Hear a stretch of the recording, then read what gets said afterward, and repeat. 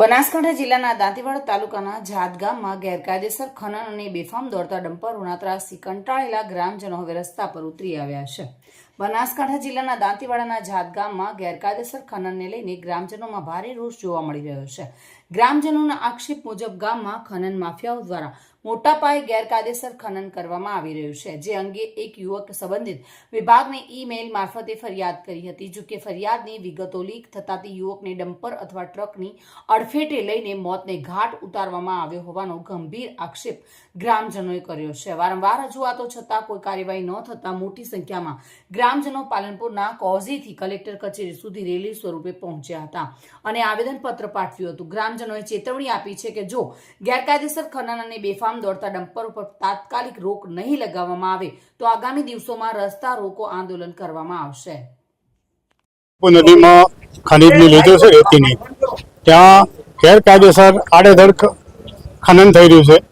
રાત દિવસ ખનીજની ચોરી થઈ રહી છે।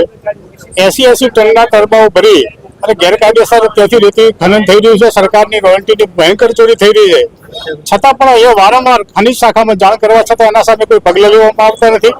એ લોકોની મિલીભગતથી કે આજ સુધી કોઈ કાર્યવાહી કરવામાં આવતી નથી અને જેને અહીંયા ખનીજ શાખામાં રજૂઆત કરી એવા યુવાનને એ મેલ કરેલો છે કે અમારે આ ચોરી થાય છે અને આ લોકો અમારી વાતો માનતા નથી। રેતી ઉપર જે રેતી રોડ ઉપર લોકોને આંખોમાં આવતી હોય છે એના માટે નેટ બાંધવા માટે એ લોકો વારંવાર વિનંતી કરતા હતા।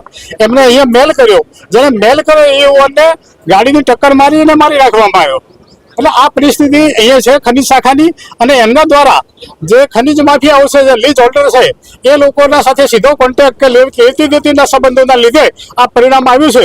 એ યુવાનની ખોટ ક્યારેય પૂરાઈ શકાય એમ નથી કે એના મા બાપનો એકનો એક દીકરો હતો અને એના ઘરડા દાદા દાદી જે અપંગની જેવી અને અપંગની જેવી એમની દશા છે, એમને એ ખોટ ક્યારેય પૂરાય એમ નથી। શું માંગ કરવામાં આવી છે? અમારી માંગ એવી છે કે ગેરકાયદેસર જે ખનન થઈ રહ્યું છે એનું પૂરેપૂરું સર્વે કરી અને ખનીજ માફિયાને એનો પૂરેપૂરો દંડ વસૂલ કરવામાં આવે।